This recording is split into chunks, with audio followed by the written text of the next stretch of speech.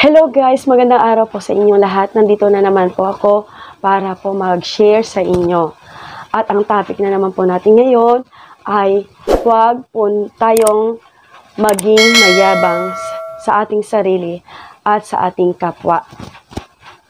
Marami po sa atin na kapag nakamit natin ang ating tagumpay at marami rin po sa atin na habang tumatagal mula sa ibaba ay umuusbong ang ating buhay, nagiging successful tayo at yumayaman na tayo at nagiging kilala na rin tayo, nagiging sikat na tayo, ay hindi ang mga tao ay nagiging mayabang na, nagiging hambog na at nakakalimutan na nila ang kanilang sarili. Tandaan po natin mga kababayan na lagi po tayong magpakumbaba kung ano man ang narating natin sa ating buhay.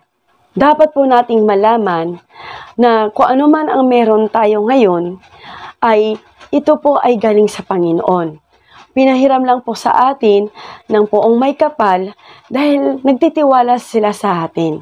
At ito ay isang malaking biyaya na ibinigay niya sa atin.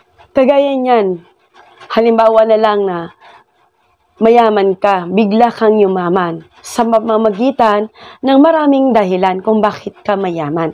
Kasi nagtiwala sa iyo ang Panginoon kung bakit kanya binigyan ng ganitong kayamanan. Dahil alam niya kung ano ang nasa puso mo.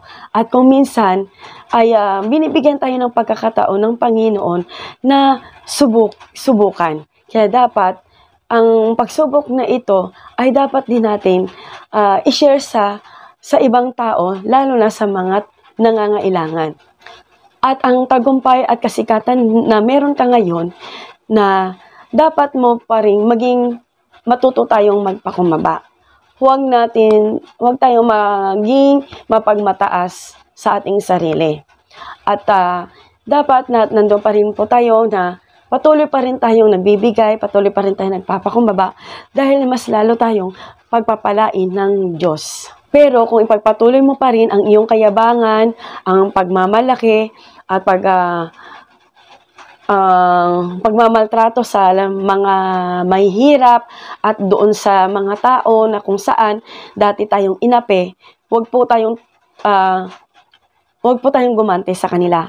Kailangan ipakita pa rin natin ang kabutihan doon sa tao na nagmalupit sa atin.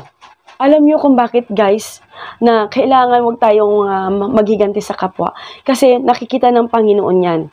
Dahil magagalit sa iyo ang Panginoon at babawiin niya yan sa iyo. Sa pamagitan ng bibigyan kanya ng sakit.